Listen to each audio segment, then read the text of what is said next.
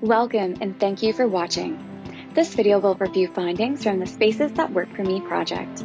This project was conducted in partnership with Nova Scotia Community Links and the Peach Research Unit at Dalhousie School of Planning. The Spaces That Work For Me project used PhotoVoice, a visual research method that captures photographs and stories to better understand the accessible design needs of older adults. This video highlights the key findings of the research project. 12 older adults from across the province of Nova Scotia participated in the project, and a total of 129 photographs and stories depicting inaccessible and accessible designs were analyzed.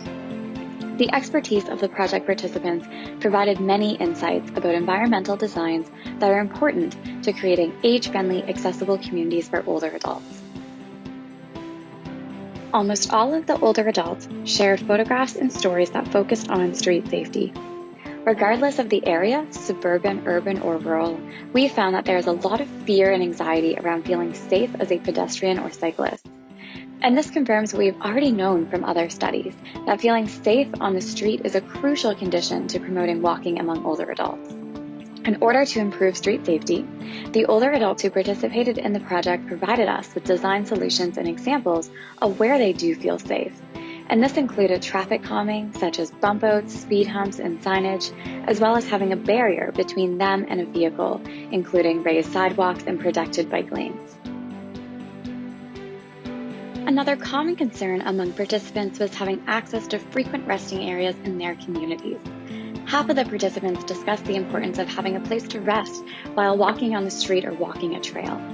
Some of the participating older adults explained how they've gotten in trouble when there's a lack of seating. And the importance of seating can be overlooked by planners, policymakers, and business owners. And one participant recently experienced this firsthand. A bench that they relied on while being out in their community was removed. Planners, policymakers, and others who are influencing the built environment really need to think twice before removing areas of rest. And really overall what we discovered is that we do not have nearly enough areas to rest when people are out and about in their communities. Another key ingredient of age-friendly, accessible communities was having access to green space. Over half of the participants shared photographs and stories of trails, parks, and recreation areas in their community.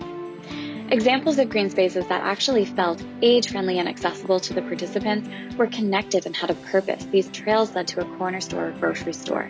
They had signage, including information panels about nature in the area, as well as having maps so that people feel well-informed before walking. So overall, we need to be mindful. It is one thing to have access to green spaces, but it's another thing for older adults to be actually able to use the green spaces in their communities.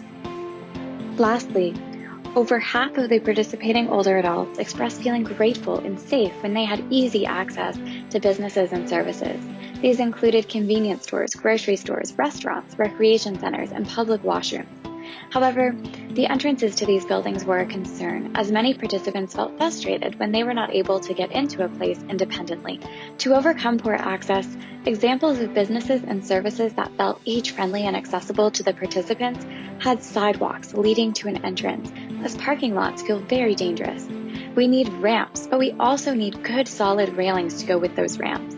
And we need automatic sliding doors because many participants shared stories of automatic door push buttons that didn't work. It is clear from the study that achieving age-friendly design requires partnering with older adults and incorporating their knowledge of what makes their communities more accessible to them. They are the ones who are experiencing these issues every day. And the older adults who partnered in this study are the ones who offered the design solutions discussed in this video as ways to overcome some of the issues that they and others in their communities are facing. Thank you so much for watching the Spaces That Work For Me result video. This project was conducted in partnership with the Peach Research Unit, Community Links, and I am the recipient of the Maritime Spore Support Unit Student Award. If you have any questions or want to learn more, please contact the Peach Research Unit or Community Links.